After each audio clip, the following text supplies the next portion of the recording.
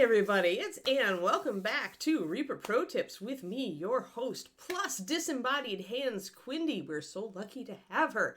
And Disembodied Beard John, who, pops in with useful things every once in a while, as a disembodied beard should. There's also, some little princess puppy who has decided to collapse in front of the barely open door today because she's sulking because I won't turn on her fan because it's cold. So yeah, that's our ensemble. Welcome to the Thursday edition. Yeah, all that kind of thing. Hi, everybody. Hold on, let me get the ting. There, haha. All right, we're painting Ed today. We're doing him kind of Technicolor 80s Ed, which he would approve of, by the way. He would totally approve of this.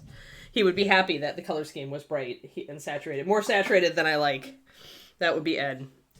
All right, ultramarine. That's right. Ultramarine shadow touches white, a little brush of thin black. That's right. I remember now. I remember, Ed. I got you. Let me get my palette out.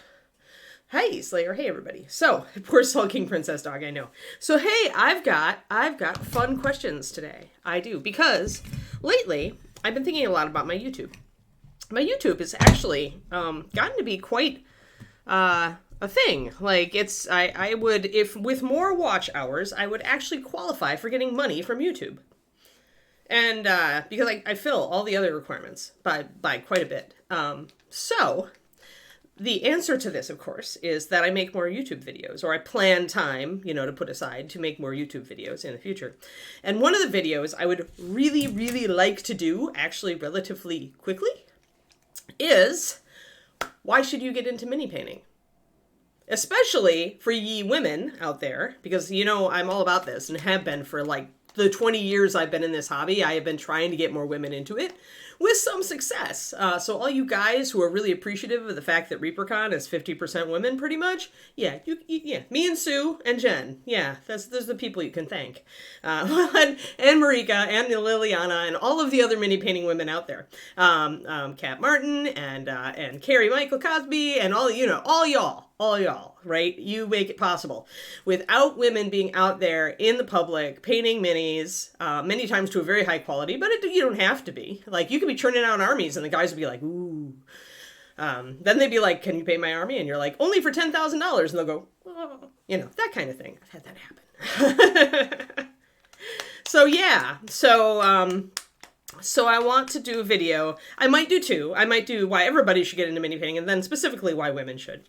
Because it's a little bit different, because at least remember that this is YouTube, so everybody all over the world can watch it. And except in America, women are not common in miniature painting. Like, we're kind of a weird little huge outlier area, probably because so many women in our country have gotten prominent in this hobby.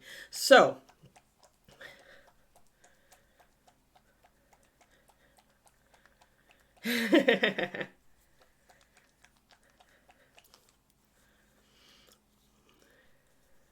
because you won't have money for bad things about it. Yes, the answer is not because you have an empty cupboard and lots of disposable income. Yes, exactly. But yeah, I'm looking for more like the really satisfying, like, psychological and emotional parts of mini painting, right? Like, it's, I don't want to lead you guys because I want to get like honest answers, right, that I can share on the video. But, for me, the zen of it is big, right? The fact that I can sink into it and get in that flow state and just feel calm and relaxed because I'm focusing on something small and I don't have to worry about everything else in my life for like the half an hour to hour that I'm sitting down, right? It's really good. I put on music. Some people would do a podcast, but it really takes your mind out of all of the stress of your daily life. So for me, that's a big reason to do it.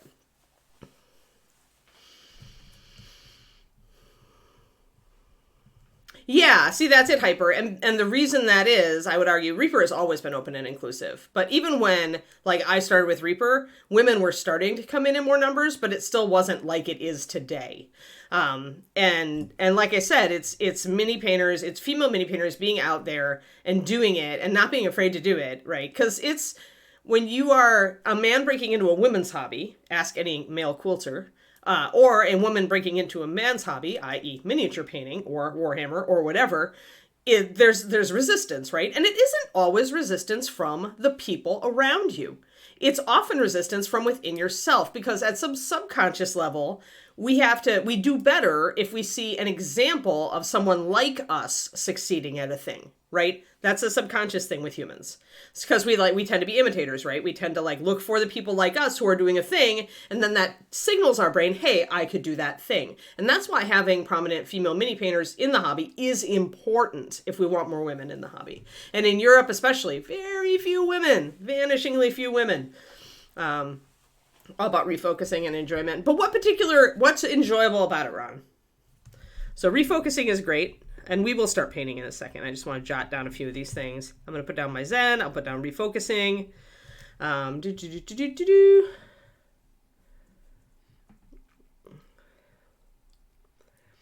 mean, there's a gatekeeping everywhere, but it's not always a conscious gatekeeping. That's the thing. Like I said, there's a subconscious thing in the human mind.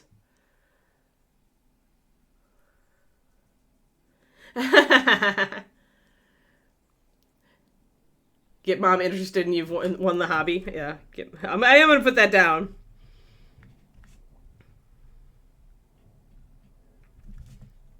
Get mom interested and you've won. That's actually a really funny one, Twisted Noma. I think I'll put that one in at the end.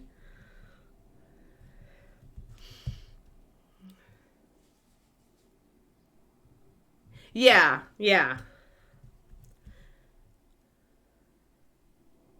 Yeah, I think the level of gatekeeping is there. Otherwise, Gamergate wouldn't have happened, right? And the whole Hugo Awards thing and all that. There are definitely still some pockets, and I would say maybe in historicals, maybe a little bit more, because again, women are non-existent in historical mini painting. As far as I've been able to tell, I have never yet met a woman at a historical miniatures show who either wasn't there with her husband or boyfriend or partner, or who was from the fantasy side and coming over to compete.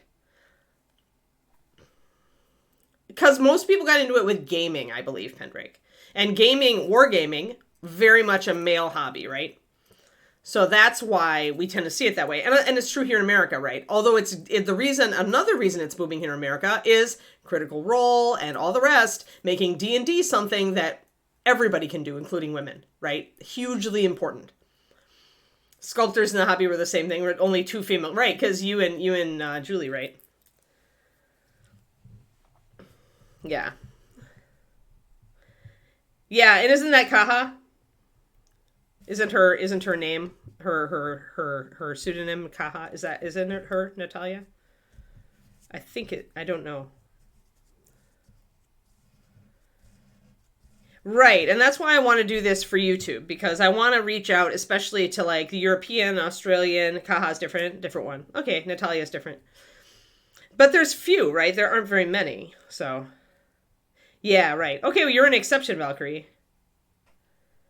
Yeah, and I wouldn't go. But I mostly have gone to the big shows, like MMSI Chicago and the Tulsa show. I haven't been to the Atlanta show. It's changing. But you are definitely a unicorn, Valkyrie, I would say. Out of the, at least, and given I was going to Southwest shows and Chicago shows, I haven't been out east, but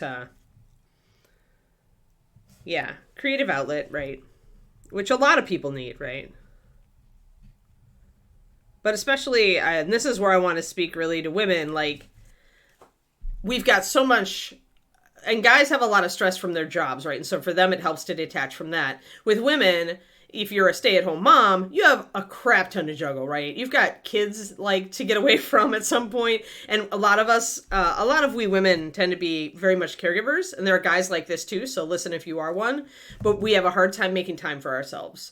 So adopting a hobby like this that gets you away and just makes you focus on something completely different, for even if it's for 20 minutes, is really invaluable to your brain staying not exploding. Okay. Thank you for the resub, Hyper Bunny. Up.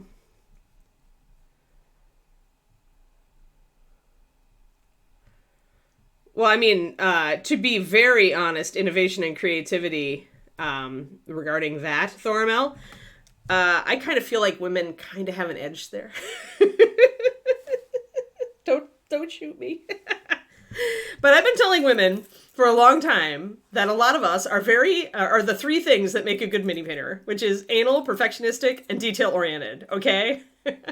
And when we apply that to miniature painting, we can excel. Right. And if you're a parent, even better, when your kids get old enough, you can introduce them to the hobby. It's something you can do together, even when your kids are like less than 10 years old. Like I know a parent who starts his kids around 5 because they desperately want to do what he and big sister are doing. Right. And then as they get older, then by the time they're 10, they actually like have a pretty good grasp of the hobby. Yeah. Anal, perfectionistic, detail oriented, team APD, Kerniko, you got it. I don't know. I think men are more prone to color blindness, Hyper Bunny, so I'm not certain about that. Creative outlets, small chunks of time for yourself. Especially if you keep a setup, like a little tiny area set up, taking small chunks of time for yourself to do that stuff is good. All right, so. I also texted my friend, Bridget, Kiki's breeder, one of my best friends, because she recently started painting. She started painting just like a little over a year ago. She got into it because she loves Critical Role, and she got into D&D, and then she started dungeon mastering, and yeah. Users spend 15 hours on a board time. Yeah. Yeah, I mean... Yeah, I mean, I would argue that any creative hobby, Pendrake, not just mini painting. I think there are tons of creative hobbies you can, like quilting, for example, sewing, knitting, crochet. Knitting and crochet, guys have really started to, like, go into, like, in the last decade or two. Like, it used to be you never met a guy who knitted, and now I know a ton. So I would say that any creative hobby that's manual dexterity based instead of, like strength based,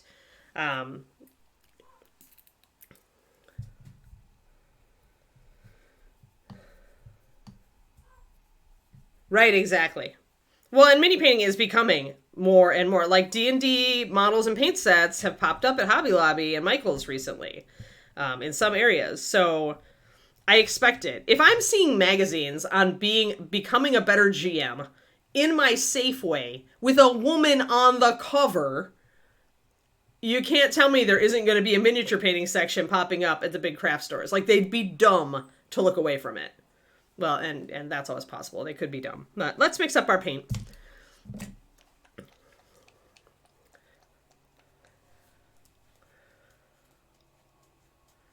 Oh, yeah.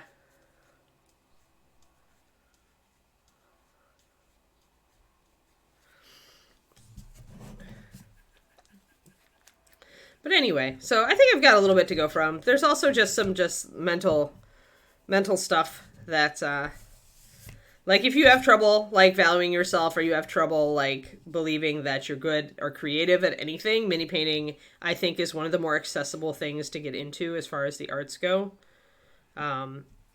Like, a lot of people were told as kids that they just weren't creative, right?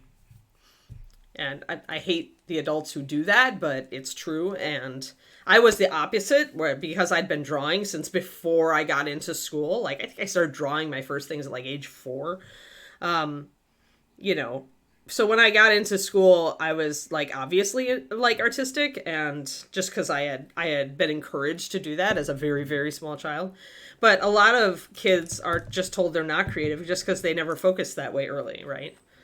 And that is a barrier. When you look at starting an artistic or creative hobby, you may just feel like it's not for you. But mini painting is a little bit less scary that way, right? Because you've already got, it's like color by numbers. Or a coloring book. You've already got the form. You just have to put the colors on it. So that makes it a little easier to bust through that barrier. All right, so I want a touch of white in there and a touch of black. Because remember, we didn't, even though this looks really bright, and it is, let me move Ed's tag out of the way here. we want it to be a little bit muted to make it easier to highlight. Because remember, when you've got a color like this, an ultramarine shadow is like a very vibrant blue. It has no black in it. It has no white in it at all, which means it's very transparent. And the minute you try to highlight layers on top of this using white, those brush strokes are going to show up. So to get around that, add a tiny touch of white into your ultramarine before you start going crazy. I think Joann's is about to go bankrupt in Ara more because of the prevalence of ordering stuff like that on the internet.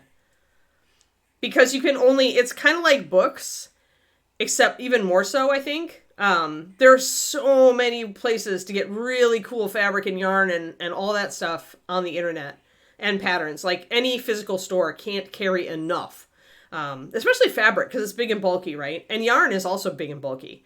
So you have a limited area, you know, sometimes it's nice to walk into a store and like look around and shop in person, especially for yarn if you want the tactile feel and fabrics. But I think the places that are succeeding with that right now, yeah, I think the places that are succeeding with that right now are very small footprint and they like do very boutique. They like hand curate specific brands. And I mean, my local yarn shop is like that. I still go there, but more and more, once I learn the characteristics of a given yarn and a fiber, I will order online because the amazing variety that I have to choose from online cannot be matched by any store. So I still support my local yarn store by going there for stuff because I do like to just play with the yarn. But in general, I would put a lot more money into online. That's pretty cool. Yeah, I mean, knitting is okay as a guy's thing. Like, they've made it okay. Enough guys are knitting now that it is considered an okay thing for guys. But it wasn't always. I'm going to just drop some white over here because I'm going to need a highlight. And I'm going to put just a little touch of that in here.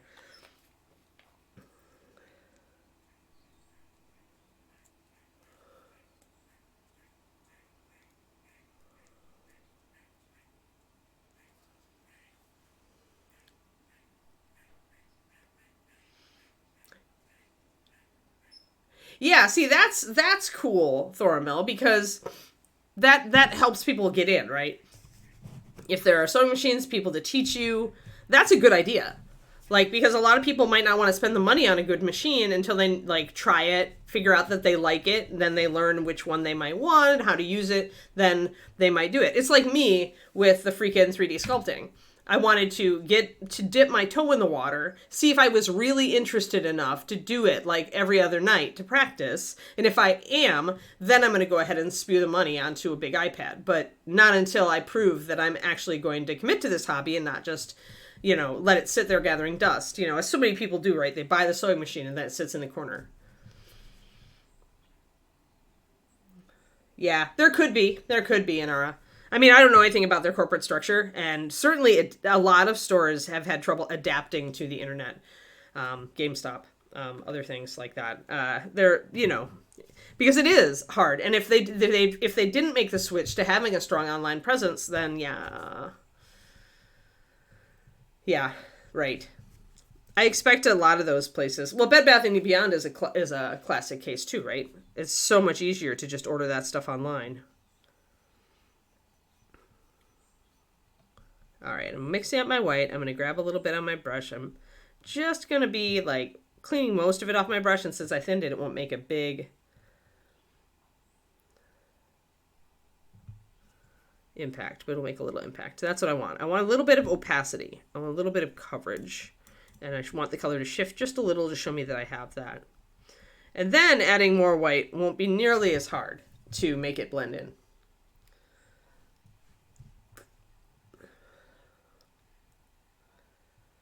That's very cool, twist filming. Yeah, and it's more and more acceptable for guys to do that, but I bet you can remember a time when it was not acceptable for guys to do that, right? That any other guy in the room would have laughed at a guy who tried to quilt, right? And the women would have looked at him like, what's with you? Like, it's a thing.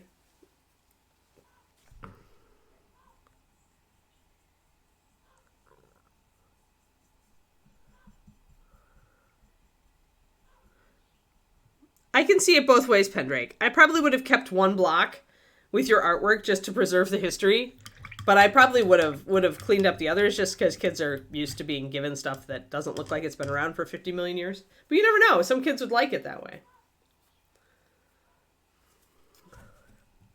Depends on the kids and the family. All right, so I'm putting a little bit of black in here to mute it out a little. And then I do have swatch here. I don't think I've actually darkened it down enough looking at this looks really vibrant still, but I'll swatch it to see. So put a little bit of swatch. Yeah, so hard to see, but let me get this. So I've got to let it dry because remember it does look brighter when it's, but you can kind of see it's a little more vibrant. So I think I need a tiny bit. Well, maybe not. It's dulling out as I watch. I'm gonna give it time to dry. So sometimes when wet, paints will look deeper in color. They will look darker. They will look more saturated. And then it's like the wash we did yesterday, or the glaze we did yesterday on Barbarian Guy, where when I put it down, it looked really bright green, and then after it dried, it faded in nicely. So they lost customers, credit rating crashed, and then they couldn't get goods. Yep. Yeah, that makes a lot of sense.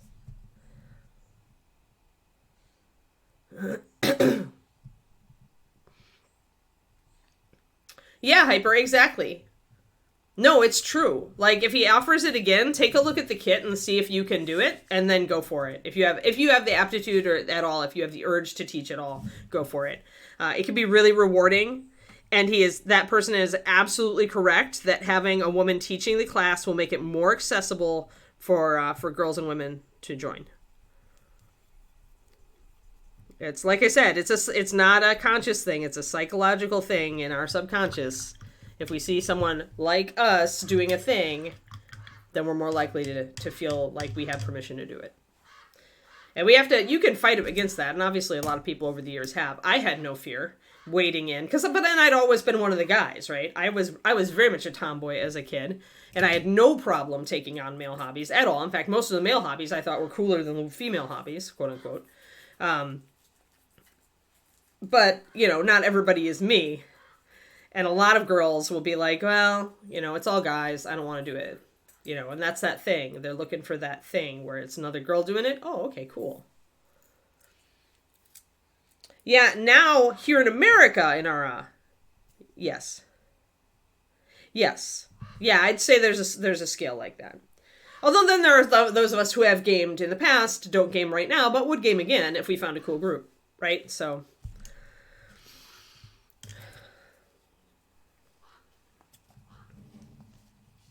Oh, good. Yeah, so they understand that it takes an example to get some women into the hobby. And there are always going to be those of us who trailblaze. And then there are those of us who are just kind of like, well, it's kind of a pain to have to deal with, oh, it's only just guys. And I want somebody like myself to talk to, quote unquote. And they don't even say it like that, but it's something in your head. So, and much as we get it more and more enlightened, quote unquote, these days, that's still a subconscious thing that can come into play, right? And it's not necessarily gatekeeping so much as it's our own brains working against us.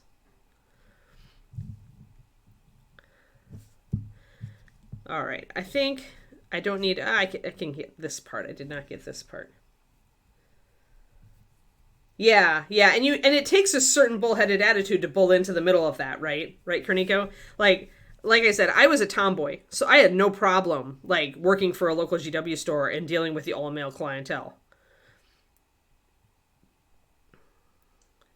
And there were more women who did stick their nose in out of curiosity when I was there, right? While I was working there. Who actually got introduced to the hobby.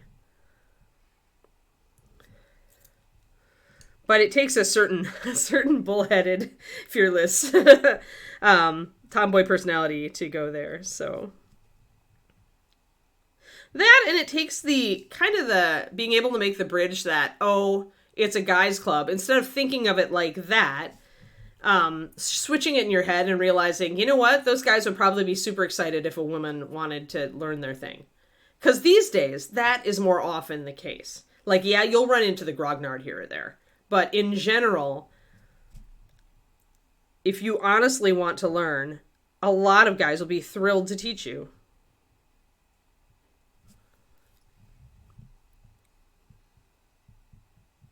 So really, it's putting the grognards out of your brain and understanding they're not, in most hobbies, they are not the majority.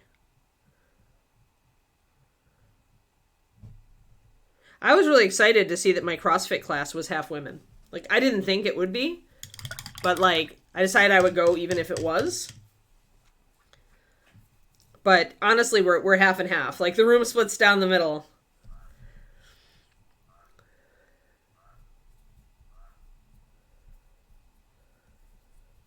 Right. And keep it simple, right?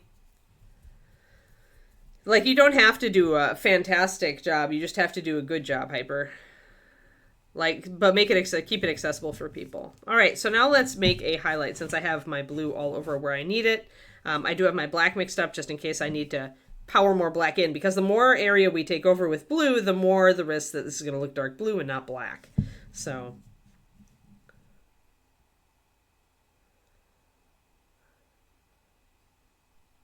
yeah, far more. Yeah, they're not loud about it, right? They're just hanging out with each other gaming. Yes, and that is what Bridget is doing. She's got a group of friends that she does D&D with, right? And they read, like, they have a little book club thing they've got going on, all sorts of things. But that's what they do to hang out, right? So they haven't gotten into as you say, the public face of the hobby. I expect that to change slightly, but I mean, you know what? In every hobby, that's true, right? Like, you've got people who like go to the knitting and yarn and conventions and the competitions and stuff, and then you've got people who sit at home and quietly do it and enjoy it, or enjoy it with friends. And so I think that's true of most hobbies. Oh yeah, girls just paint nids. Hey, some of us paint actual Eldar, thank you. And I had an orc army. But those people I love to just like, yeah, you're right. Good for you showing them the glitter nids, Kerniko. Why complain? Like, why complain about something like that? Girls are in your freaking hobby. You should be thrilled.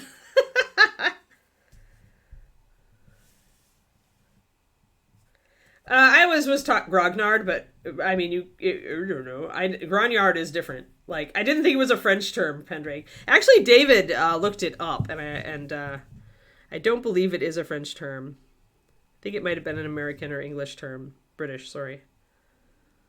But if you look up its etymology, it's out there.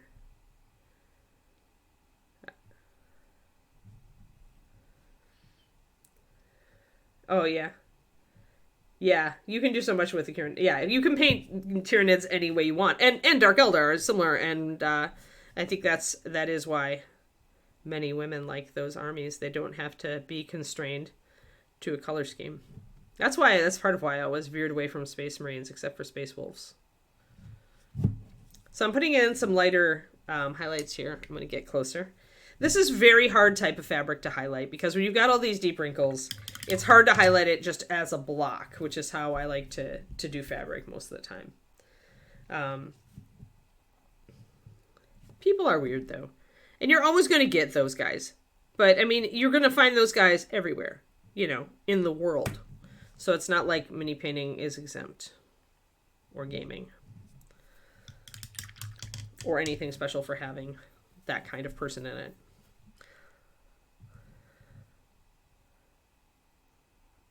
The most important thing about somebody like that is not let those people stop your enjoyment of the hobby, right? Just because you run into a couple of gatekeepers, or would-be, I should say wannabe gatekeepers, because really if they don't succeed, they're pretty poor at it. And they won't succeed if you don't let them. But just because you meet a couple people like that, we tend to generalize and think, oh, there must be a lot of people like this in the hobby. But it tends to be that squeaky wheel thing again, where the people with the strongest feelings about that stuff are going to be the ones who throw themselves into the forefront. And most people in the hobby probably don't feel like that. So,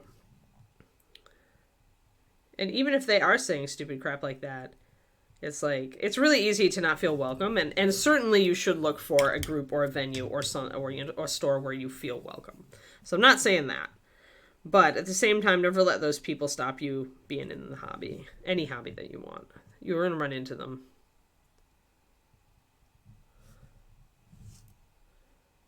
French-based. Oh, from Napoleon Wargaming scene. Well, I'm wrong. Well, here we say grognard, darn it. In Texas, they certainly say grognard. So I will. I'll just reach back to my Texas proto roots here, and I'm certain they would say grognard in Wisconsin as well. So yeah, my Midwest, South Midwest Americanization of the French term.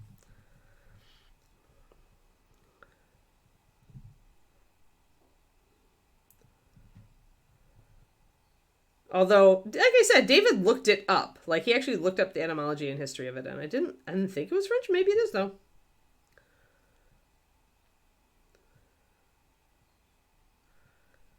Horror intrigue was great.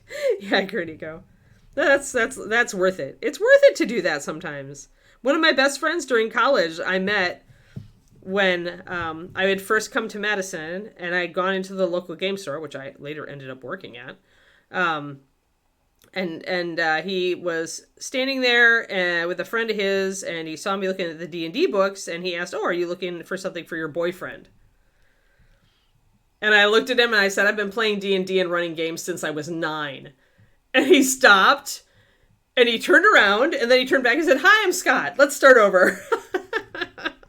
And he ended up being in my gaming groups all through college, and like did road trips with all of our group of friends and everything. But so sometimes it's just like unconscious. Sometimes they just do it, and then you draw their attention to how silly what they said was, and then they're able to reverse. But I love that story. I'm still Facebook friends with Scott, by the way, and his wife bought him my book for his birthday present. So, an old soldier historical. A soldier of the original Imperial Guard that was created by Napoleon I that made the French charge, yada yada. And someone who enjoys playing older war games or role-playing or older versions when newer ones are available. Okay, so probably originally it was Grognard, but I'm going to say Grog sounds better. Yeah, but I'm not going to sound all like, like...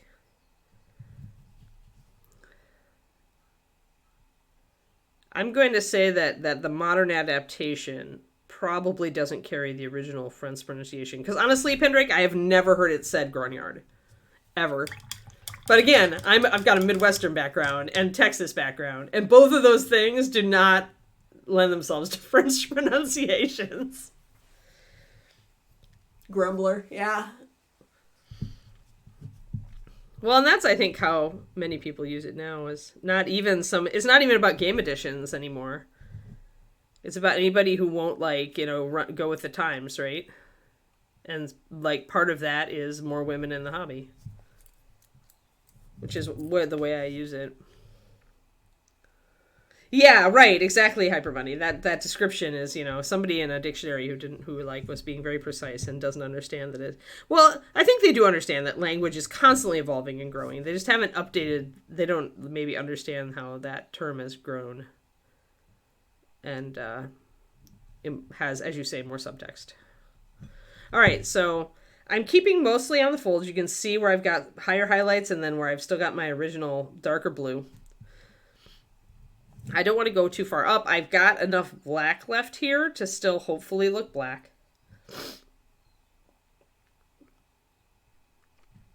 Yes! Yes! Studio DKS! Derek's got it! Yes. Yes, Derek is absolutely correct. Evolution of language for the win.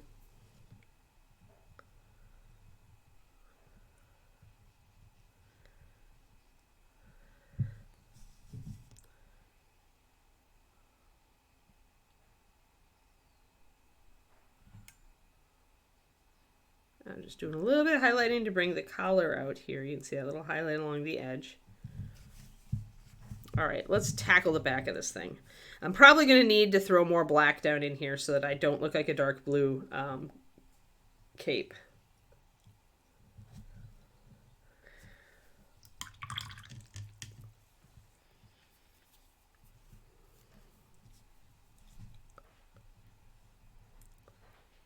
Yeah, there are those people out there like you, your family, Twistoma, where you've been nerdy for a long time and you have no shame about it, and your kids all grew up nerds, right? So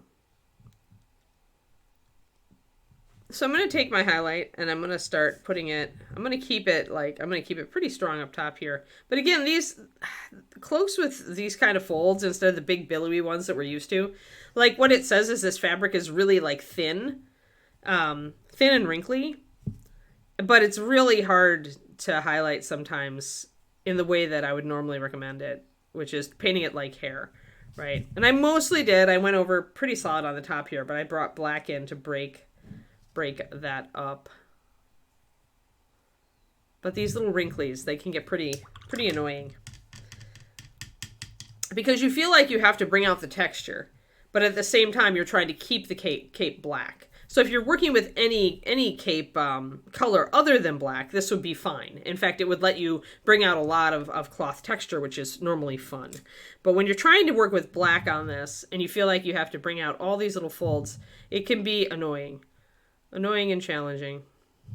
So the key is always to keep your black paint, thinned black paint next to you and ready to go so that you can bring it in when you need it to minimize the blue where you need it.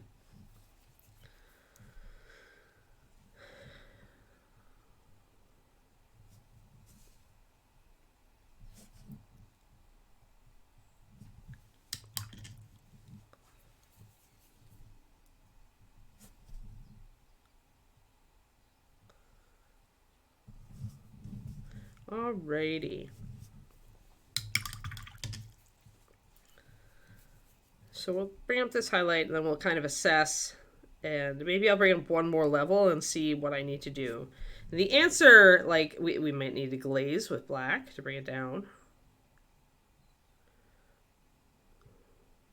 I'm using it thin just so, and I'm mostly gonna concentrate toward the edges.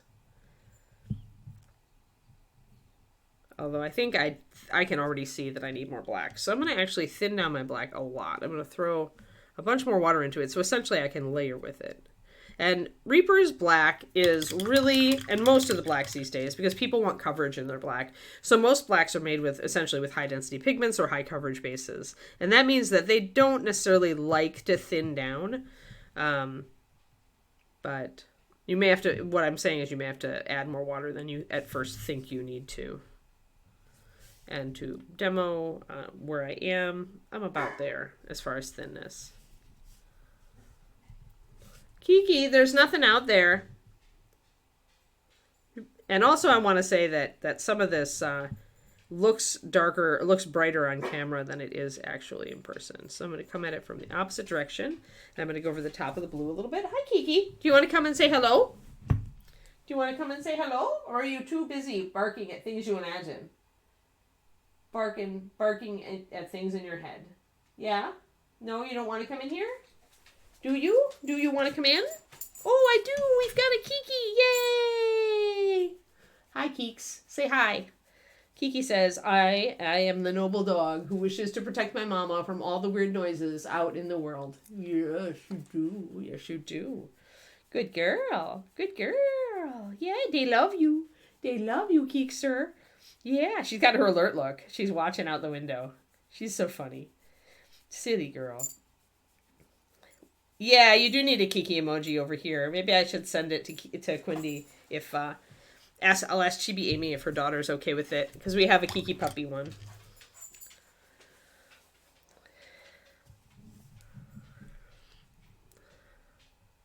So, layering the black over the blue will still let us have a hint of the blue, but it'll minimize it a little bit and make it a little less all over the place, a little less prevalent.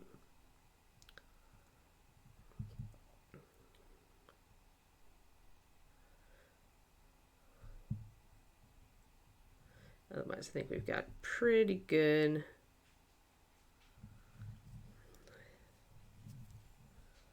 I'm just going to black out some of this, make it darker.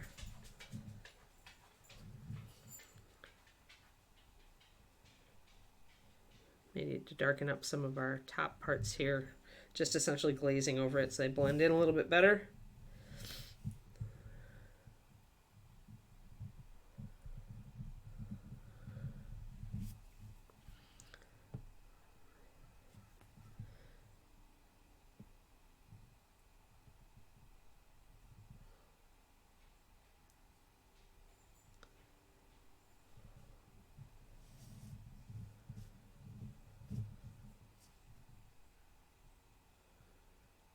That's too bad, Kerniko. Ah, easier for John to do it. So I can send John the Kiki thing. But I'll check with Chibi Amy to make sure that her daughter's okay with it, because she was the one who did it for us.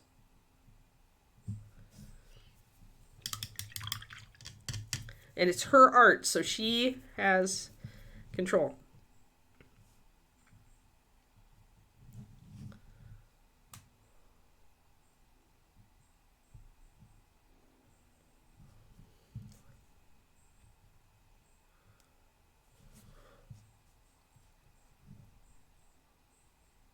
Alrighty.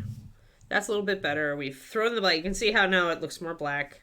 I'll probably bring it in there too. And how far? Yeah, it is kind of... Well, it's weird whenever you have that in a hobby. It's like they don't realize that, you know, if you don't welcome young people in, your hobby's going to die in another generation or two. You know? Like, I just never have understood that. It's like, do you want your hobby to flourish or don't you?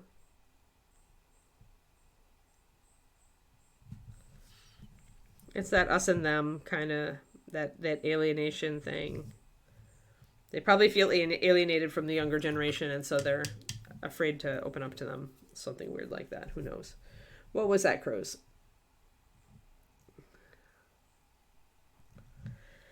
I mean, I used pure black and just used the blue. You could use the nightmare black, but what I would do is do what I did with the ultramarine shadow here, Crows. I would just start with black, and then I would take a little bit of white into the nightmare black and do your first highlight, and then just keep adding white to nightmare. It'll give you a very blue, but not as blue as this result. All right, I feel like I want a little bit more white in my highlight color, so I'm going to pop some of that in.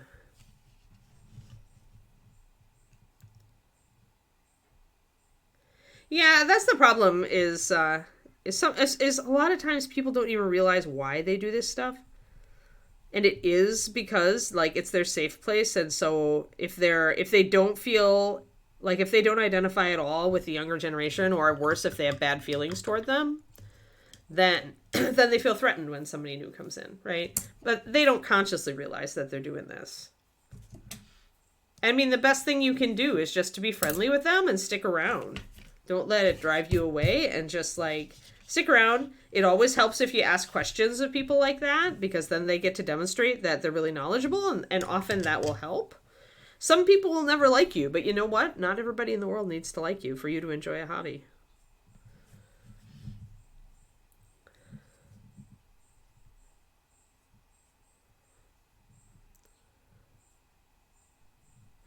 I mean, I would have had a hard time. I bring up CrossFit because it is the latest like group of people I've joined. But I would have had a hard time if my initial CrossFit group hadn't been friendly, but everybody was really friendly. And now I'm considering going to like some of the club activities they do because the people are so friendly, and I've liked so many of them.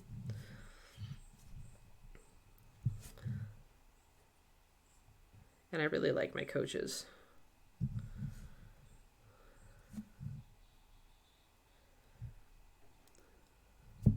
All right, we're gonna do some black over that. I don't like, see, I do like that bridging color though, so I'm gonna bring a little more blue in. I'm kind of going back and forth. It's, again, with stuff like this, you want to suggest some bigger folds in order so it doesn't look just all liney. And I wasn't sure about that one, but I think I'm just gonna bring it back in, but with a little bit of blue, not a lot.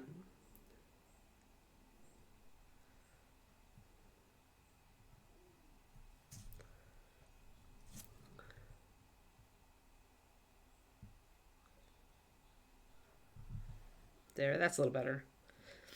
So instead of having that big block of blue, I've made more of a transition, and I like that better.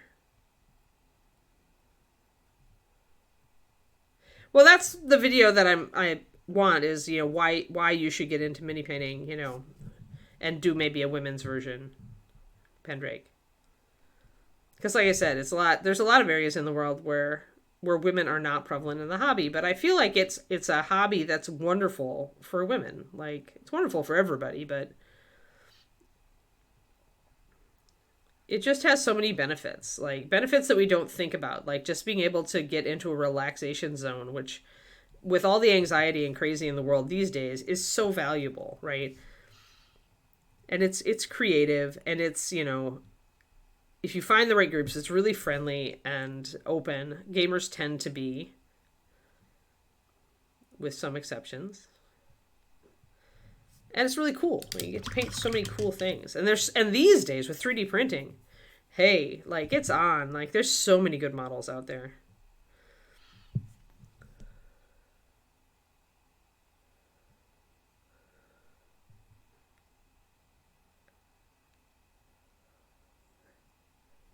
Wow. That's too bad that Inara, that the radio club was like that.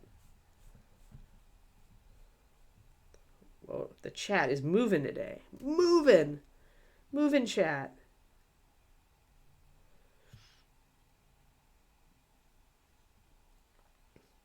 And some people do want to be in a clique, but again, that's a safe zone thing. See, a lot of know-it-alls trying to prove how smart they are. Yeah.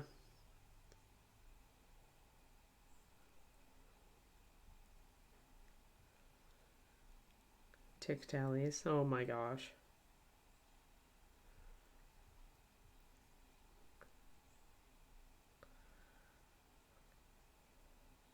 Oh, good. Yeah, if there's a partner in charge that's a woman, that makes a big difference, Slayer. I hear a lot of married couples doing model railroading together, Pendrake. Like, especially the ones where like, because parts of model railroading are really attractive to women. I mean, the one I met, well, she loved doing the landscaping. Like, her husband was more into the trains, but she loved doing the mountains and building the towns and stuff like that. So I've known a couple of married couples who really like doing that together.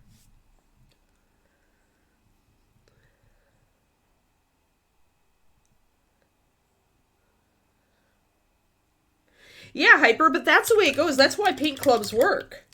Is because people will come in, they'll see you guys, and if you're friendly at all, they'll be like, maybe I could do that. And then they'll try it, right? And if you're still friendly, then you've got a new person. And that's great.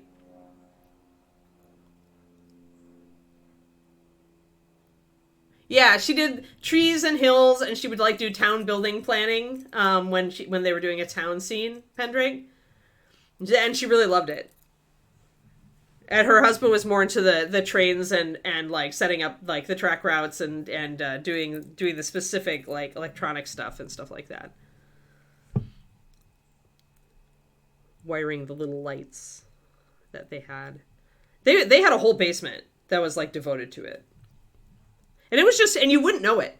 Like, I knew her for like weeks before I ever saw the basement and went, whoa, you guys are into this? And she's just like, yeah, like it's nothing. Their entire basement was just built out with train scenes that they were building or had built. And it was just what they did together. So there are a few women in it. Ah, yeah, the list of birds.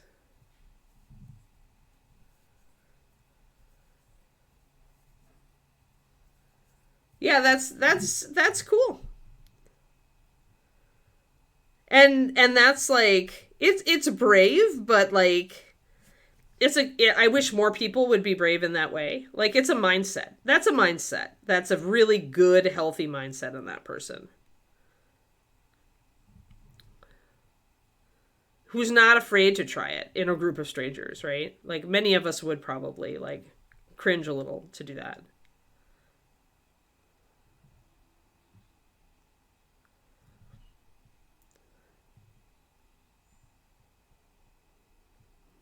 But yeah, that is the point of Paint Club. Right there.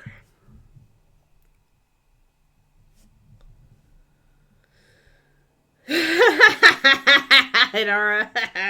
Tick tally. I know so few birds that I'm just excited when I get a new bird that comes to my porch. Or into our yard, like the hawk, the sharp-shinned hawk. Then I try to learn about that particular bird.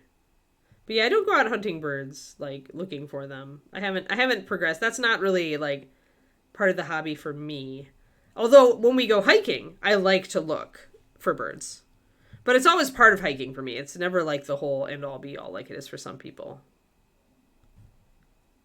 So I'm going to put some of the very darkest blue up in this little area just to bring out a little bit. I'm going to fade in. Now where I've got these blocky areas where it really just, you can see the cutoff, I'm going to take some black and I'm going to try to,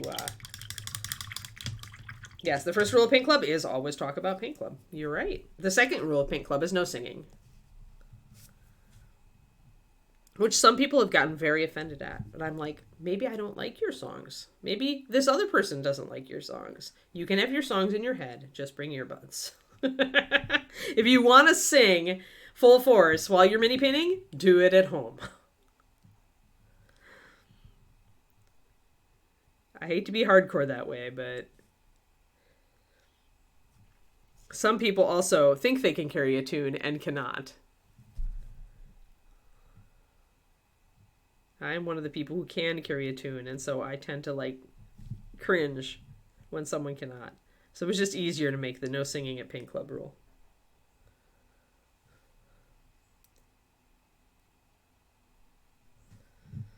Yeah, now that I have birds coming to my feeder, like just noticing birds that I see in the wild is more likely what I do, which is cool. It is cool. I like it. It's fun. It's a fun additional thing to notice while I'm out hiking.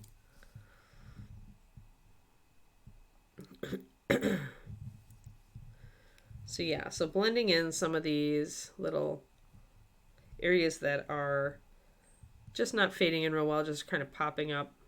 Having a little bit of black to brush over those can help to fade them in.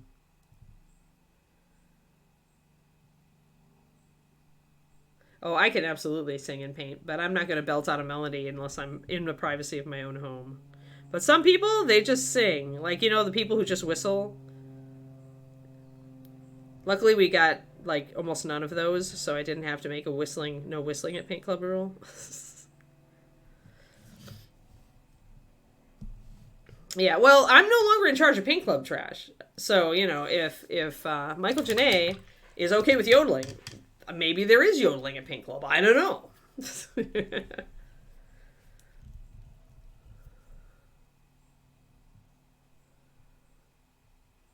Yeah, I mean, encouragement is good. Sweet. Yeah, mixing colors. And some people will just jump in and do that. And some people will be like, eek.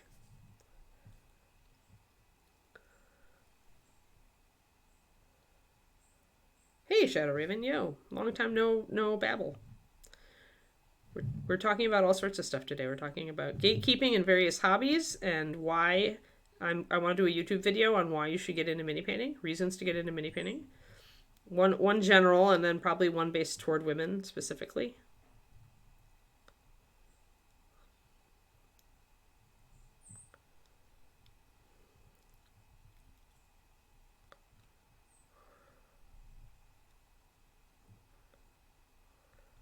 Alrighty, so just blending in. Notice how much black I'm reintroducing in here, guys. And that's so the surface will appear black. And I'm going to glaze over this little area right here to bring it down.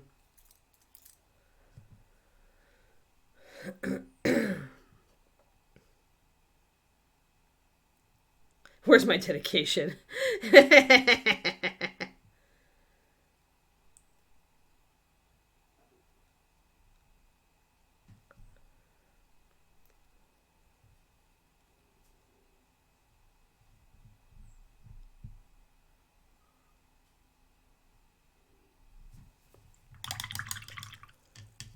I sing on Subiversaries, yeah, but this isn't Paint Club necessarily, Pendrake. This is the stream. I have to do something special for Subiversaries.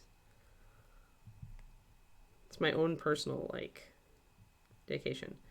And, you know, I didn't ban singing at Paint Club because I couldn't sing. I can sing. But many people who want to sing...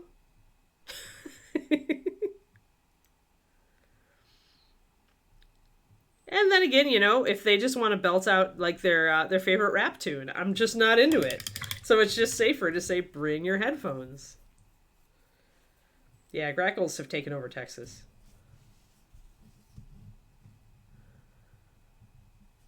Yeah, grackles are jerks. Yep. Yep, agreed. Agreed.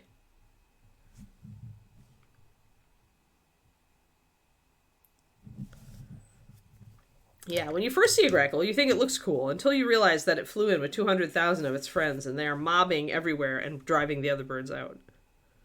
And also, you know, they had to. There was one area at UNT where the grackles had grown brave enough, either because people had fed them or because they just are that way, where they were dive bombing students to try to get the food that they had.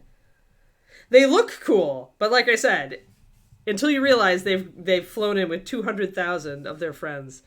I don't think that grackles are necessarily. They're very invasive species. I know that. If they get a toehold somewhere, they're pretty hard to dislodge, and they do bully other birds.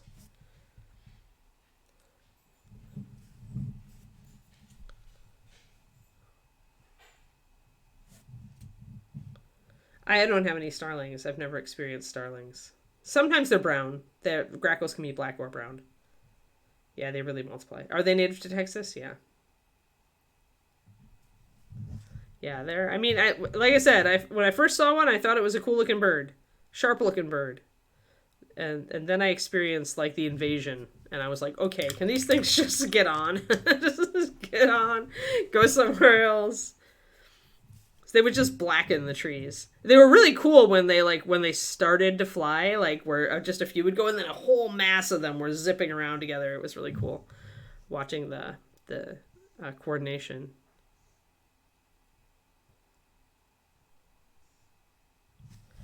So we're just bringing up highlights again up here.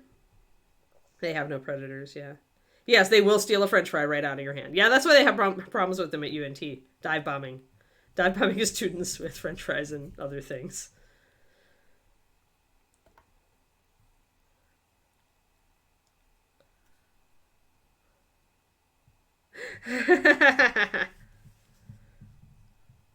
Yeah, they're kind of bully. They do bully other birds, and they've got the numbers to do it, and they're fairly large, right? So it's easy for them to bully smaller birds. All right, so we've definitely reclaimed the cloak for the side of black. We could do a little bit more of it. I want to bring up these edges. Now, how high we bring up our highlights is going to be how high we want to suggest. Like, do we want to suggest the cloak is shiny or not? Right. So right now, I maybe could bring it up a tiny bit more, but if I go too high, it's going to start looking shiny. And then we've got a whole nother, then you've opened a keg of worms. Because then you're essentially painting NMM cloth, which is satin or silk. Oh, we have a lag. Which I really don't want to do on this model. So, although it does have that kind of like really flimsy texture that watered silk could have. So let's just put like one more highlight, little tiny highlight on things, and then we'll move on.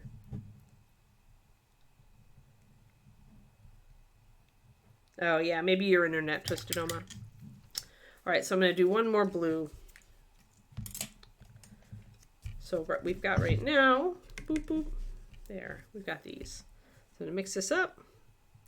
And I mentioned this before, but if you want to make a lighter color, and you don't want to have to seriously load a bunch of paint into it, just transfer a little bit of your previous color into a new well.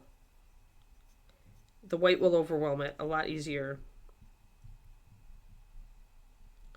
And you can get that lighter color with a lot less paint.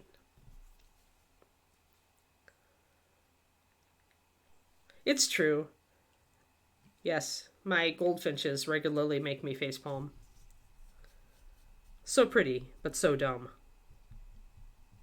And sometimes, like, so ridiculous. Like, there was one female that drove another female off the feeder, even though they were the only two birds on the big thistle feeder. She was just like, I don't like you. I don't like your feathers. Don't like the way you look at me. Get out of here.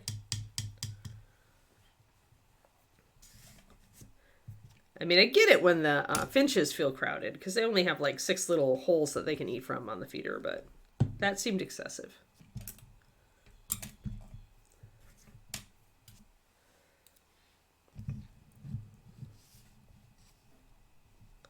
Oh, that's nice. Hey, Twisted Oma, go, yeah. The cog, advanced, and low latency turn on. Nice. I didn't know that. All right, so we're just going to put a little bit extra of this new light, kind of a periwinkle. You can see how there is violet in the ultramarine, right? It's definitely turns periwinkle blue, which is one of my favorite colors. I always meant to put out a periwinkle blue, and I never got to it. I would very much regret that. It would have been pretty. It would have been a very pretty triad. Maybe someday in a future life where I decide I'm going to be insane and start up my own paint line. There's really no reason to now, though, because Reaper's still making my paint line. So you can see how that's just a little bit higher. It helps to bring out the edges, is why we're doing this. Can you see that? It crisped up that edge and really brought it out so that we could see the detail. And that's what we like. That's why I highlight. I mean, that's why people do edge highlights, right? And we're not quite doing edge highlighting, but we are doing just a little tiny bit. It helps at the bottom of a cape like this. This is typically where it's flaring out. It's going to catch the light, so you can get away with that little bit of extra highlight. Also, if it is a dyed cape, it tends to be a little bit worn at the bottom, and that's where the color's going to fade. So we could use some blue on this, or some brown on this if we wanted to really weather Ed's cape here, but I think Ed would appreciate the Technicolor more, so we're going for the bright.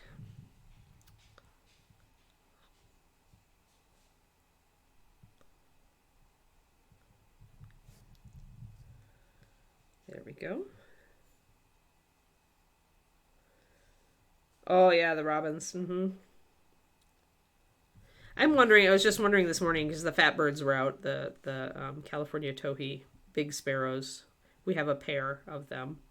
I was just wondering if we would have baby fat birds in the spring. That would be kind of cool, since we have that pair living with us. I'm not sure if we're likely to see any babies, or if they're just going to relocate and find their own spots. I do get a dove every once in a while now. There's doves on that house. I've seen them.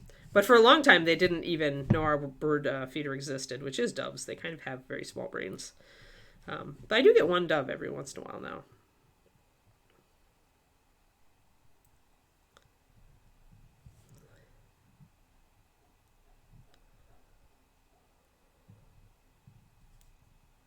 So I'm trying to get this little, you can see that area right there.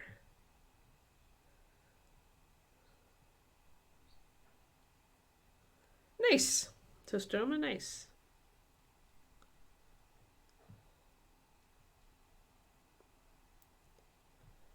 Hey, if it's anything to do with more yarn, that's always good, right? Although I've been very restrained lately because I haven't been actively knitting, and I have some beautiful yarn already that I want to find a use for. I really want to do one of those dragon scale things, but oh my gosh, the skills I would have to learn are just driving me away right now. Sometimes, and I talk a lot about being not afraid to try new things, but often it takes energy to do that sort of thing for me. And so even though I am brave and like to try new things, like diving into 3D sculpting just for fun, I have to wait till I have energy for that sort of thing, right? So if I'm going to figure out all of the different techniques I need to know to do that dragon scale cowl, then I need to have the energy to really dive in and figure it out. And so it's not necessarily cowardice, but lack of oomph that I find is often keeping me from stuff. All right, so that's nice. That's coming up nicely. So the bottom of the cape looks very pretty now. I really like it. I'm going to accentuate a little bit more over here with that new color. I think it's just light enough.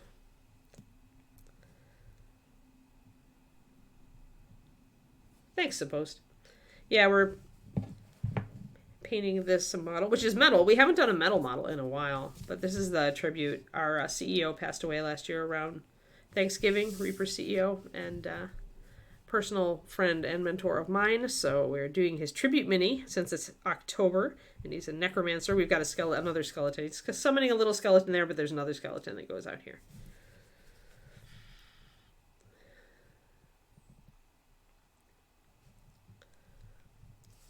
Lately, my oomph is going to writing, and today, actually, I had to make a deal with myself.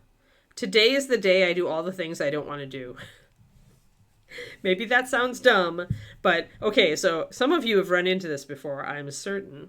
You have a to-do list, on that to-do list, you have things that you don't mind doing or even enjoy doing, and things that you really, really would rather not do for one reason or another, whether it's because it's part of a job that you wish you didn't have anymore, or it's just going to be a pain in the butt because you have to like look up, for me, it's changing my name on stuff. So I have to get my marriage certificate. I have to look up the process. I have to fill out the online form. I need to do it again for this other place, that kind of crap. So today I figured it out, because otherwise I will always focus on the things which are important. The things that I more like to do are important, but these little tail end things also need to get done eventually, and they're all like sucky. So today is the day I do all the stuff that I don't like. which is funny, because when you put a thing you've been avoiding on a list with a thing you like even less, suddenly the thing you've been avoiding looks really good. Let's do that. So essentially it's psych trick. Life hack, folks. Life hack. If you're having trouble doing a bunch of different things, put those things all on a list together, and at least one of them will get done.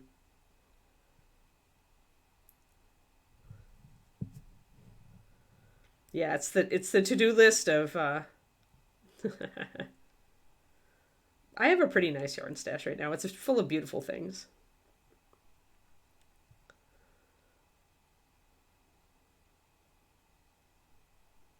Oh, wow. UK robins are serious, huh? Yeah, but, oh, really? And was I going to turn down Diamond Stone? Really? Was I going to turn that down? No, I wasn't. Besides, I love secret identities. Not so secret identities. Eventually, all of my different names, just become secret identities.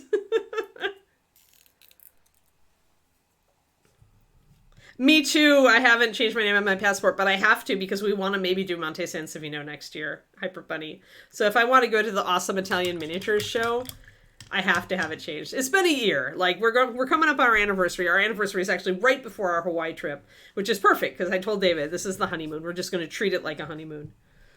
We're going to do all the things that people do on honeymoons. Yeah, see, I was going to turn down that name. Like, if it had been something boring or ugly, I would have totally, just switched back to Forster, probably. And David said, he's like, either switch back to Forster or do. He's like, either one. Just don't keep your old husband's name, right? Which is fair. But, yeah, it's just a pain. And there are places that I still haven't done it. I'm sure, I'm actually comforted to know that you haven't done it on things. Hyper, because I've been putting off so many of these. I really need to do it on some stuff, but it's such a pain. I need to sit down, actually, and this is the thing. If you have a task like that you've been avoiding because it's a pain, always a pain, just put down the first step. What I'm going to end up doing is putting down the first step. The first step I can take toward getting that stupid, thing off my list. And for me, the first step is sitting down and making a list of all the places I haven't yet changed my name that I can remember. I'm not going to go trolling around for, go to extremes to make sure I get every one, but I'm going to make a list, and I'll start there. 24th, nice. Yeah, that's just it. I know that we'd like to take some international trips now that Kiki is old enough to be house sat. So presumably, if she doesn't break our house sitter, or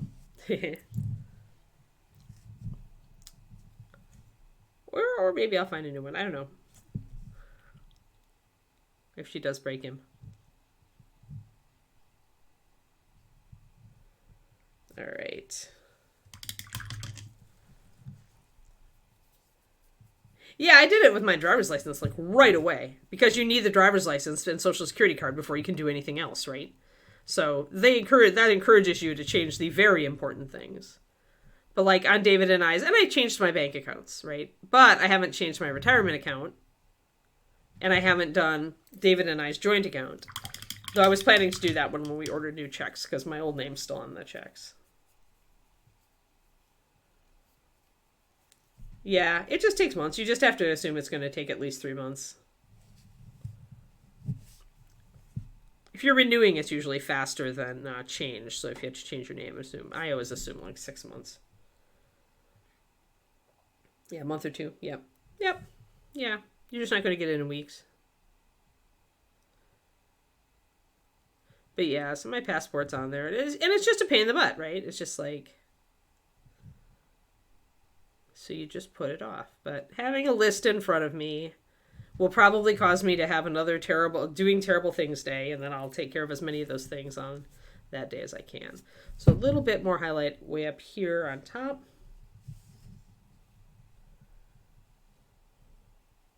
Yeah, we can expedite as well, Kerniko. It's just, you know, if you don't need it immediately, it's not really worth it.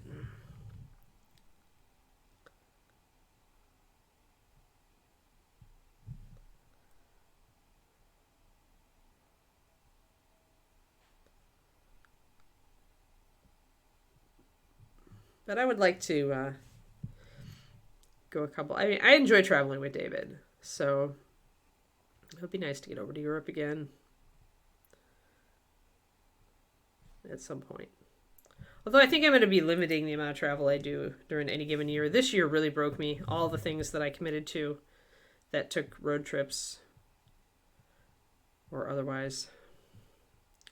It's just always a big disruption, and then I have to stress about getting all my stuff done for Patreon as well. If it looks black, I'm going to keep it that way. If I glaze with black, I'm going to have to make it a very light layer. It will dull the blue if I do Agent Marvel. So right now I'm pretty happy with it, and what I'm going to do next is actually do the red. And then I'll be able to tell, again, because remember, we got a lot of white on this model. So we're really not seeing the end result of whether this looks black or not. We really can't judge it right now. For the passport name change. Oh, it's, crap. Well, when I do it, I'll look it up, Hyper Bunny, when I do it. It's like, but I remember, because I had to get a new one. And there were like two forms, because I think you have an identity one, and then you like that just declares your identity, and then you've got the passport form. I'm trying to remember, because the thing is I renewed my passport finally after over 10 years of not having one, and then David proposed. So I did this not long ago. Like having to prove identity, and I assume you also have to prove identity if you have changed your name. Right, so.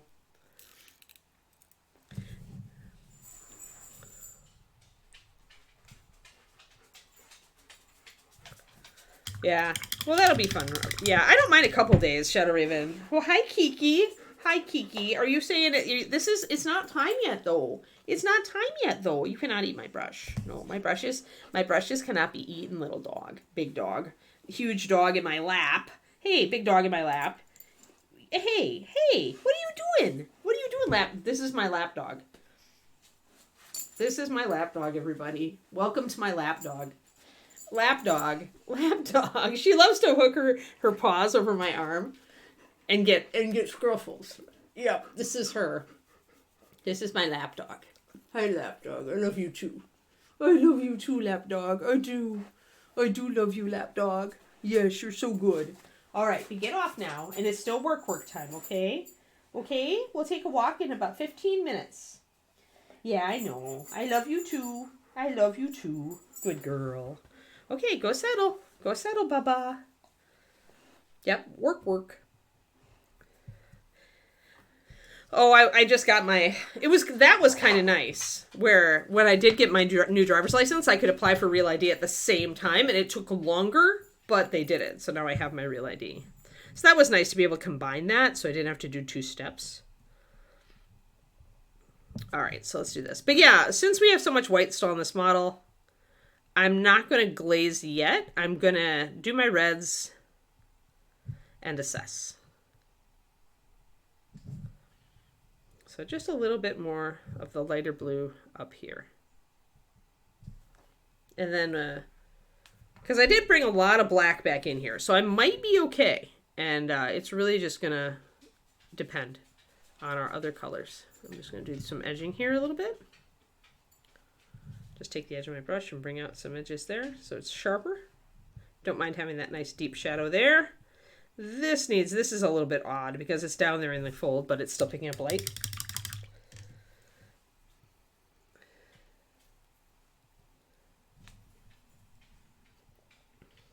So I'll do a glaze over that real quick. Oh, I've strengthened my black a little bit too much. There.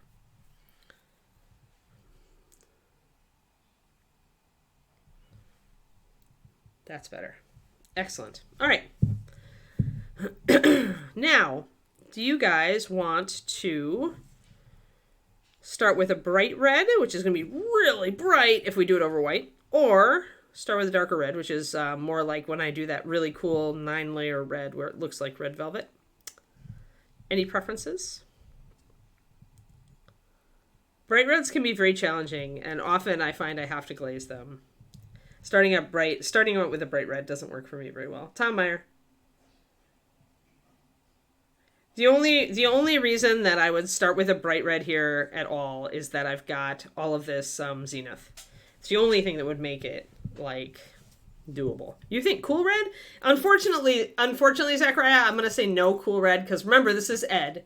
It is a tribute to Ed, and Ed liked that bright race car red. So, and the cool red tends to be a little more muted out. It's not the race car red. So much as it would be cool to do a cool red, maybe we'll do a cool red on something coming up. Because remind me at some point if I'm like, what color should I make this? Say cool red, and I'll be like, oh yeah, we were gonna do that. Because me remembering stuff, yeah. I'm just sketching, actually. I'm doing a reverse sketch, so I'm putting in more black. As I mentioned earlier, some of the primer didn't take down here inside the deep folds. And you don't have to use a primer to touch that up. You can use just a paint. So I'm just like bringing in my black. Oh, the really dark going up to the really light red. Well, let's Kiki, what you doing? Hold on. Bored dog is bored. I gotta shut her out of the back room. Kiki, where are you? All right. You know what we're gonna do? We're gonna get you a chew. We're gonna get you a chew. There's a chew. Chew for you. Chew.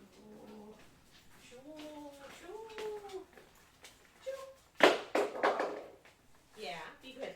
Be good, Bubba. Yeah, you be good, okay? Nope. Work. It's not time yet. It's almost time.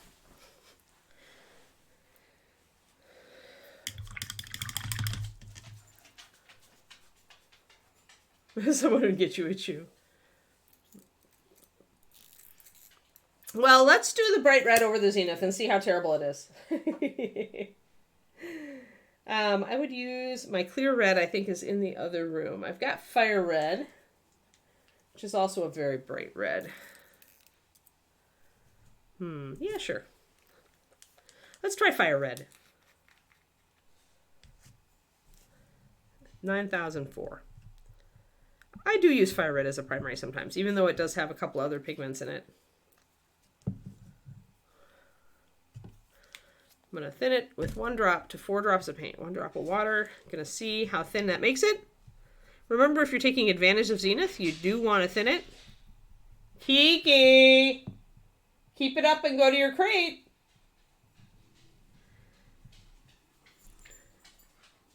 Someone's digging at the floor again. Yeah, fresh blood is a really, has a little bit of orange in it, actually. Hyper. And I can use that still to highlight this. Yeah, but you've got to settle. Can you settle for like 10 minutes, Keeks? Like, seriously? Like, seriously, dude. Seriously, dude. Dudette.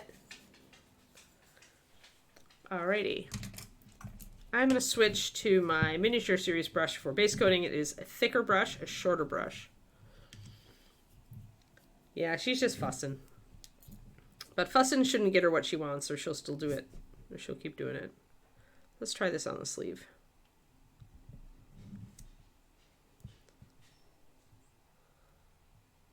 So this is a 2-to-1. Two drops of paint to 1 drop of water. Or a 4-to-2, as the case may be. It's going to look a little faded because we're putting it over. It's a lighter, you know, it's the primer and the white and gray are going to show through it, so it's going to make it kind of fade out. But it does keep it from going too bright red over the white primer right away.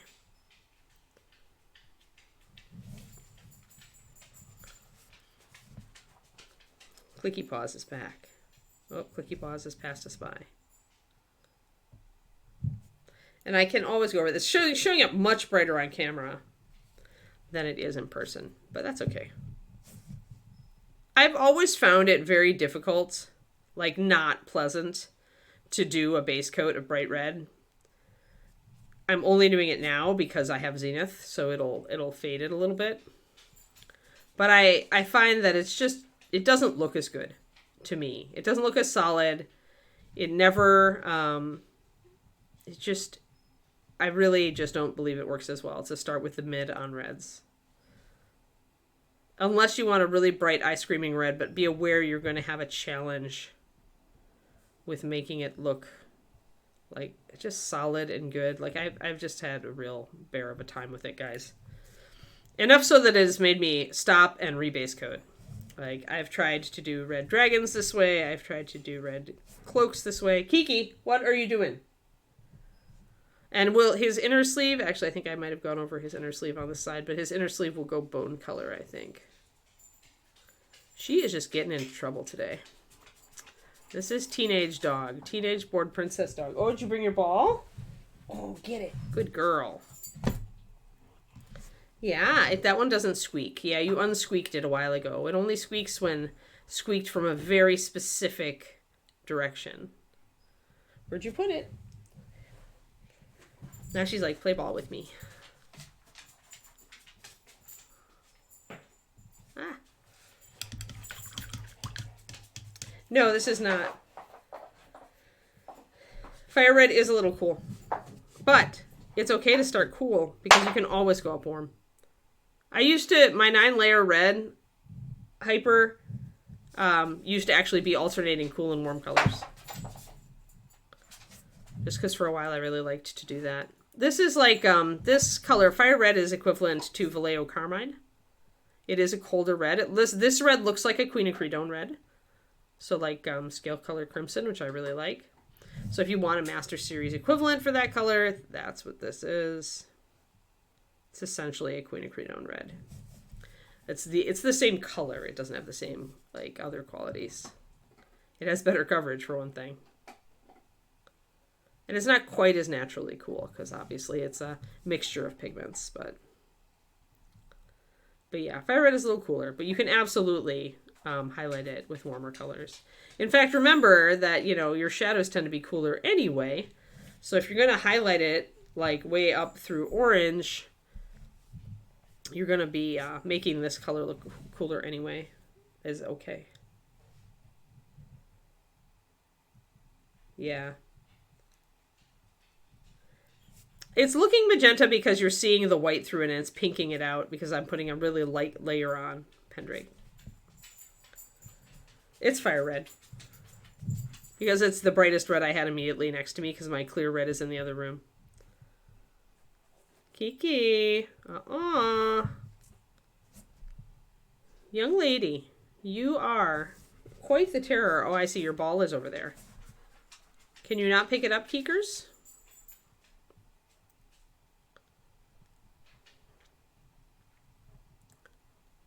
What is it, Keeks? She's like, but I want to go. Is it time yet? Teenage dog. Hey, teenage dog, you going to come and get this ball?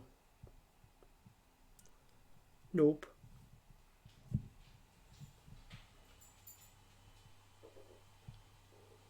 It's very silly. But yeah, this will look a little bit pinked out, both because it is a cooler color and because... and this doesn't actually have any magenta in it, I believe. By the way, the magenta E look is just... might be your monitor.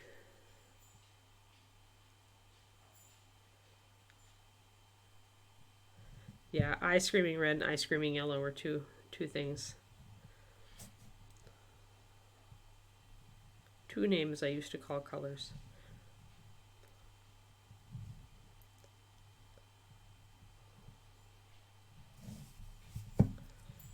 But here we're just putting this on for an initial coat of red to see if a brighter red is going to work. And I'm putting it on light because I want to preserve my zenith. So I can't put it on full strength. I'm being cautious with it because I might want to paint over it if I don't like it. But we'll bring this up much brighter. However, I'll probably do the shadows first. So it'll look a little pink once we got it out. But yeah, you can see how cool it is. Phoenix is very orange.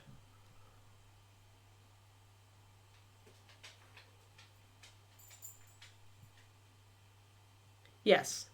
Yeah, orangey Phoenix red is good for that.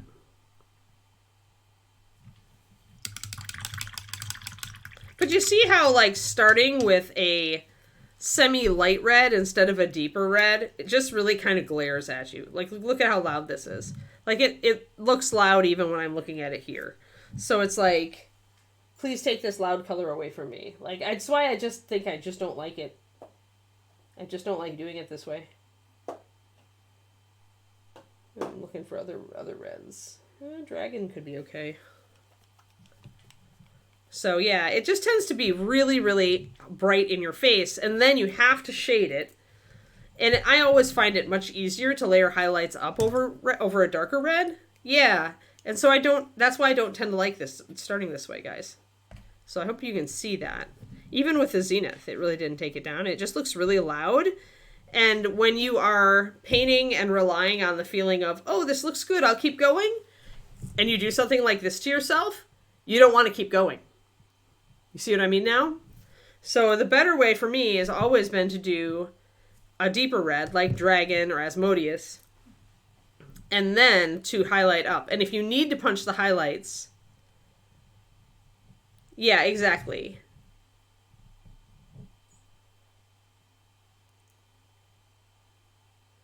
So essentially, if I do it this way, I have to go in reverse, right? I have to start painting in the shadows, and I'm still going to have that really bright over white red. I would rather not have that everywhere. I would rather be able to control that. I mean, the advantage of starting with it like this is that you can definitely see the difference between the red and the cloak, but I think that's going to be the case anyway. So what I'm going to do is I'm going to take some of my fire red, and I'm going to pop it into some dragon red, and we're going to quick paint the skirt before we're done. And then you'll see how that is a little bit better, hopefully. We're going to lose our zenith, but I don't really need it.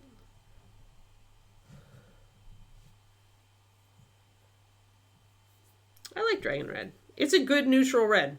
It's still got a lot of saturation to it because I did a whole PDF on dragon red, actually, Agent Purple. If you're on my Patreon, you should look up the dragon red PDF. It's one of the early $5 PDFs. Dragon red and dragon green. It shows you how you can mix them. And it's modeling a dragon bust, too.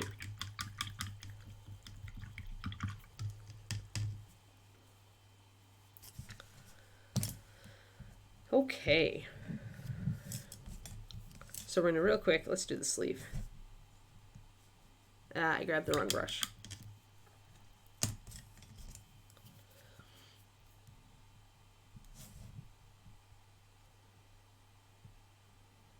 But yeah, it's long story short, dragon red is made darker by adding green pigment to it. And remember, when you shade something by adding a complementary color to it, it doesn't mute it as much. You get to retain the vibrancy of it. Once again, I've totally missed the fact that part of this has got to be the little inner shirt. But I'll get back to it. It's okay. So doing that red, notice how much, like, this is a much darker red. It's already coming off as a richer color. It's not pinky looking. And I feel like I can work up from this much better. It's still, the camera's making it look a little bright. And that's because it's got this black right next to it. But But it's a much richer red, especially put over the fire red. So this is why I just prefer to start from like a mid-dark red. I don't mind painting in some shadows, but I don't want to have to work over that just super bright color. I just don't feel it looks good. I don't feel like it makes it easy for you. That's much better. Hello, Nertic.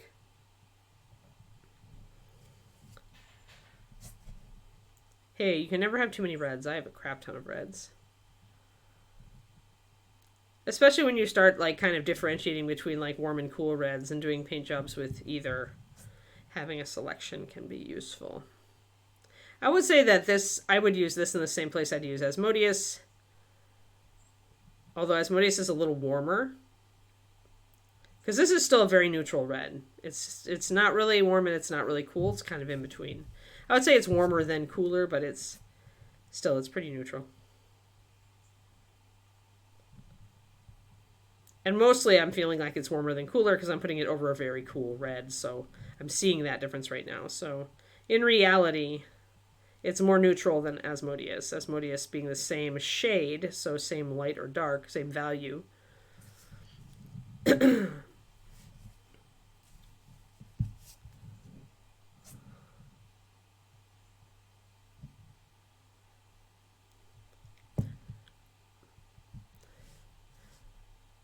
Oh, and Quindy, my my lab appointment stuff has gotten a little bit weird.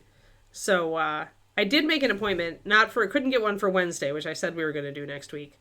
But I got one for Friday. However, my insurance appears to be still messed up. And so I have some phone calls to make. And so I might not be having labs at all. So I'll keep you in the loop about whether I'm actually going to go and get my labs done. And when. As soon as we figure this crap out.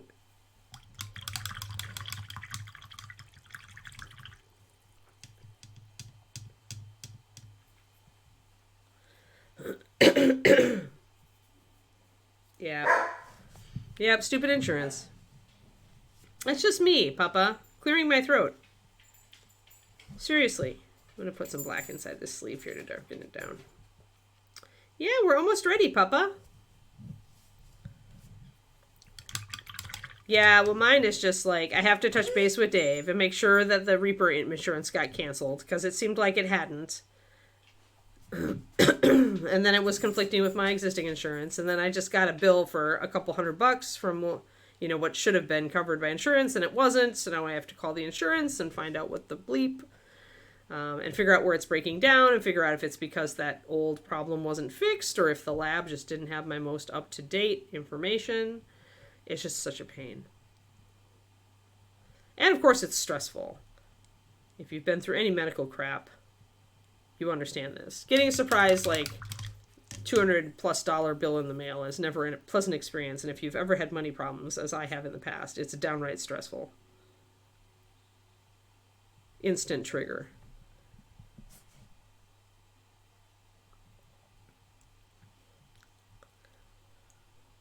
Right. See, Hyper Bunny, that's what I think is happening. I think that this lab, which is not directly affiliated with my doctor, it's a forensics company, right? That's doing the analysis on the lab sample. Like, I'm sure that they have my old insurance somehow. I have no idea why. Maybe they still have it from ages ago, but they're using that and they don't have the new one, even though my doctor has my new one. So yeah, I've got some phone calls to make. Yeah, well, let's not get into how crappy or how screwed up our medical system is here in the States. Oof, I could go on for years, but it would bore everybody, so let's not. But anyways, there we go. So that's much better. It looks much nicer. It actually is showing up a lot higher gamma on the screen than it is in person. In person, it's actually kind of a pleasant dark red. Mid-dark red. But as we add shadows and highlights, we will see it a little bit more. Hopefully come to its more natural color. I guess I can put that up there and you can... Well, it's looking much brighter on screen. But anyway, there we are. Tomorrow for the Friday edition of Spooky Month. we will be working on Witchley. And we'll get to highlight the boots and the kitty and the stick and maybe the leather. She's coming right along. She's really close. Yeah, we'll at least get this one done, and then we'll make faster progress on the other ones. I don't think we're going to have them all done by the end of the month, especially with me taking a week in Hawaii. But, but yeah. Yeah, so we'll probably highlight our little kitty. Maybe we'll block in the pumpkin stem and the broom so that we can get the last bits of stuff done with. And then, yeah, I think she's turning out well. I need to shade. I'm not sure about the blue next to the indigo. We'll be working with that to make it look a little bit better. It's okay, but because they're the contrast, but I'm not convinced. We may end up changing it. So we'll see. The pumpkin is going to be really easy, Twisted Oma. Pumpkins tend to be really, really easy. We started kind of highlighting a little bit last time. But anyway, so that's what we're doing tomorrow. Thank you all for sticking with me. It's almost 1:15. It is time to go. And thank you for giving me like some thoughts on why people should take up our beloved hobby. Yep. And I will be around. I will see you guys tomorrow morning. All right. Bye.